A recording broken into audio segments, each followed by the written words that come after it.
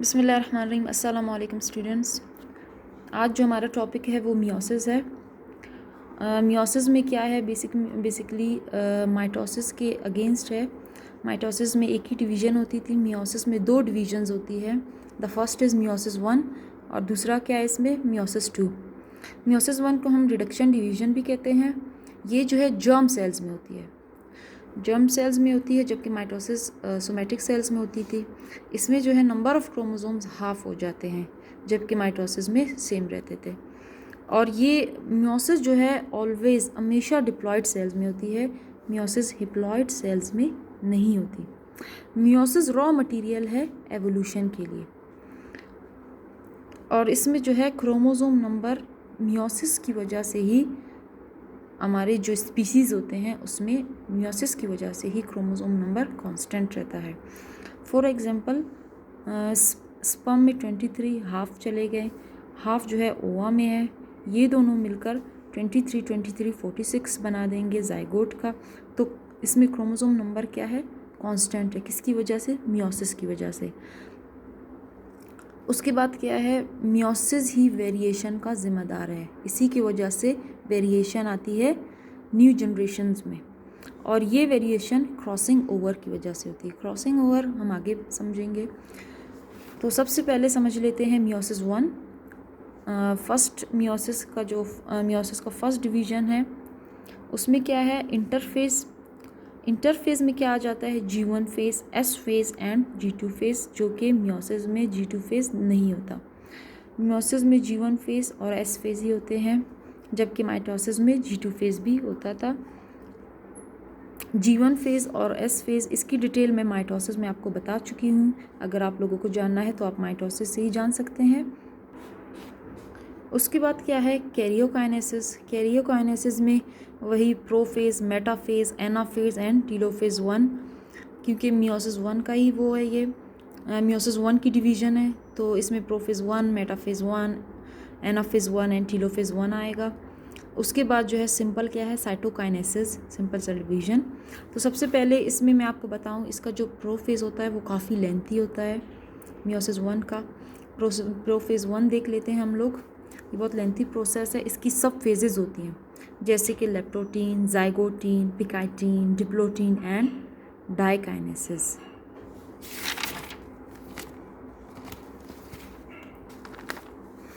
एक और इन्फॉर्मेशन है आपके लिए, मेल्स में जो स्पर्म फॉर्मेशन होती है वो बर्थ के टाइम पर स्टार्ट हो जाती है, लेकिन टेम्पोररी वो जो है स्टॉप हो जाती है, रुक जाती है, रेस्ट हो जाती है डिप्लोटीन में। डिप्लोटीन प्रोफेज का सब फेज आगे पढ़ेंगे।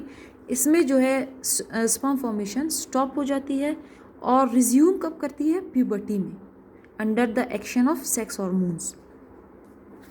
तो सबसे पहले लेप्टोटीन देख लेते हैं। इसमें सेल का साइज़ जो है इंक्रीज़ कर जाता है, क्रोमोसोम्स जो है अपेयर होना शुरू हो जाते हैं माइटोसिस की तरह।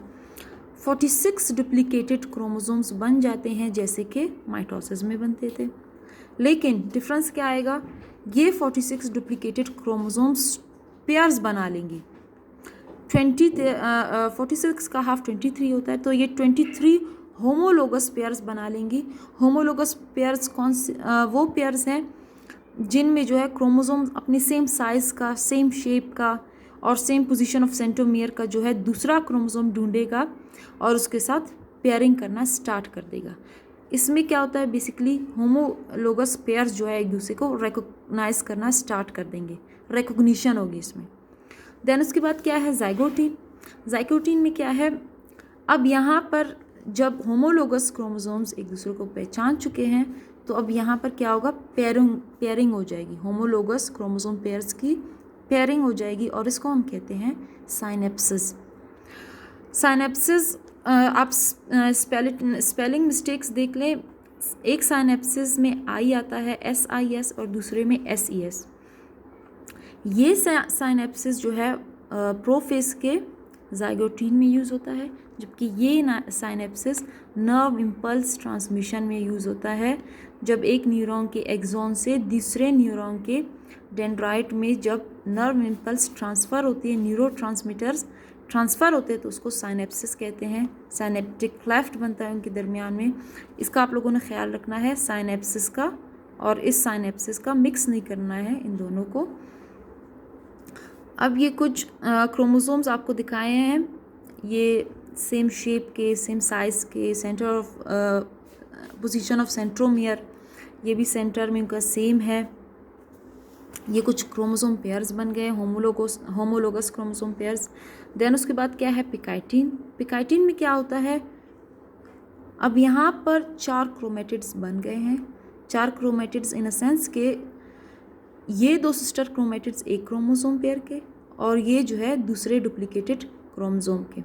तो 4 क्रोमेटिड्स बन गए। इसको हम कहेंगे टेट्राड और बाइवेलेंट। टेट्राड 4 क्रोमेटिड्स हैं, बाइवेलेंट क्यों कहेंगे, 2 क्रोमोसोम्स है, इसको डायड भी कहते हैं क्योंकि 2 क्रोमोसोम्स है, उन्होंने पेयरिंग कर ली है। पिकाइटिन का जो मेन स्टेप है दैट इज़ क्रॉसिंग ओवर।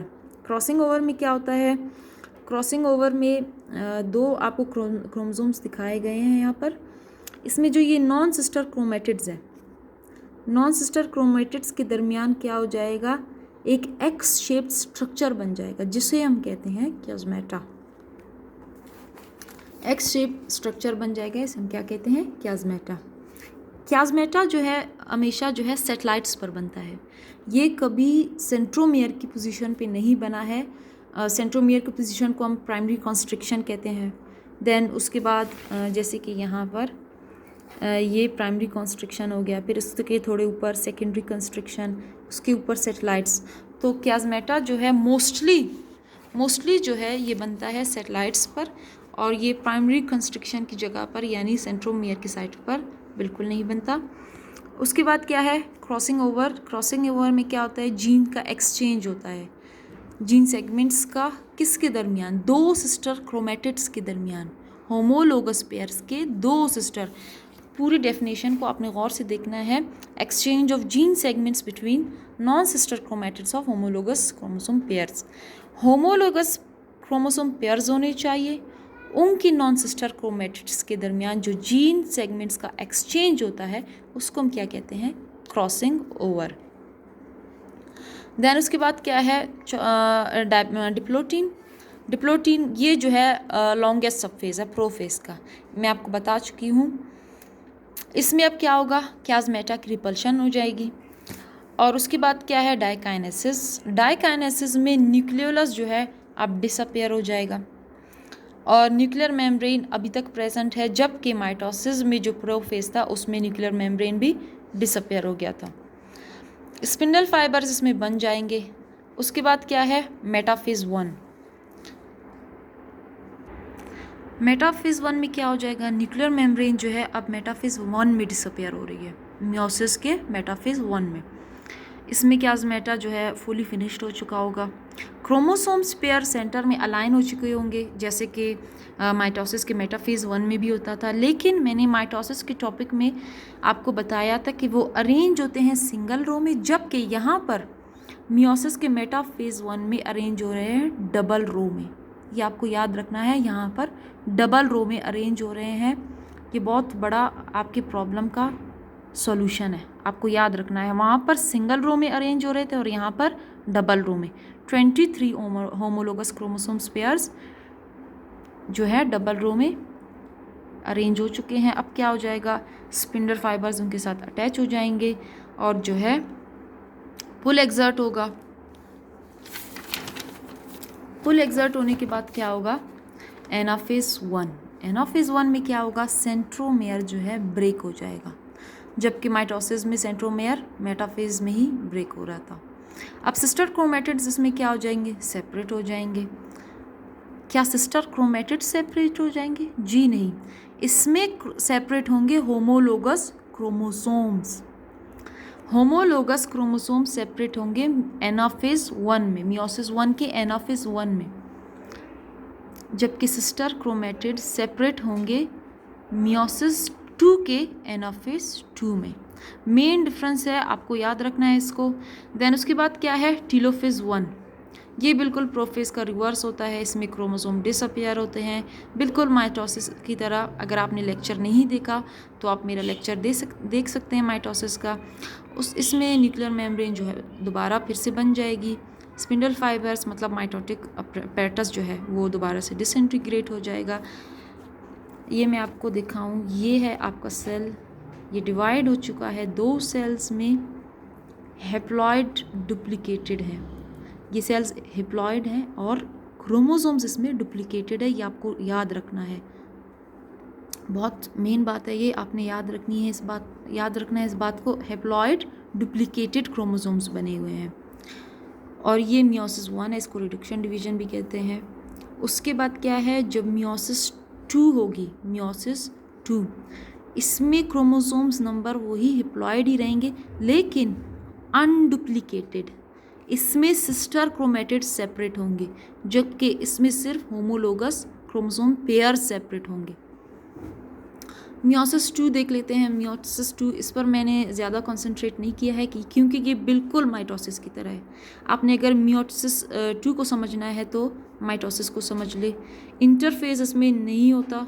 क्यों नहीं होता? क्योंकि क्रोमोसोम्स इसमें डुप्लीकेटेड हैं, पहले से डुप्लीकेटेड हैं, इनको डुप्लीकेट होने की कोई ज़रूरत नहीं।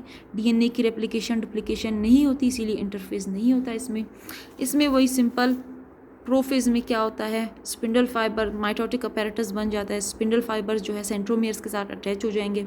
उसके बाद मेटाफेज आएगा। मेटाफेज में क्या होगा, सेंटर में अलाइन हो जाएंगे सिंगल रो में। अब मियोसिस 2 में सिंगल रो में अलाइन हो गए हैं। अब क्या होगा, स्ट्रेचिंग हो जाएगी, ये अपने ऑपोजिट पोल्स पर चले जाएंगे। ये सिस्टर क्रोमेटिड्स अपने ऑपोजिट पोल्स पर चली जाएंगी और टीलोफेज में जो है दोबारा से मेम्ब्रेन बन जाएगी, न्यूक्लियोलस फिर से अपेयर हो जाएगा। प्रोफेज के बिल्कुल ऑपोजिट है। और उसके बाद क्या है, साइटोकाइनेसिस, और उसमें जो है सेल डिवीजन हो जाएगी, क्लीवेज फरो बन जाएगा और जो है आपके 4 हैप्लॉइड सेल्स बन जाएंगे। तो ये था आपका मियोसिस का topic. Thank you so much.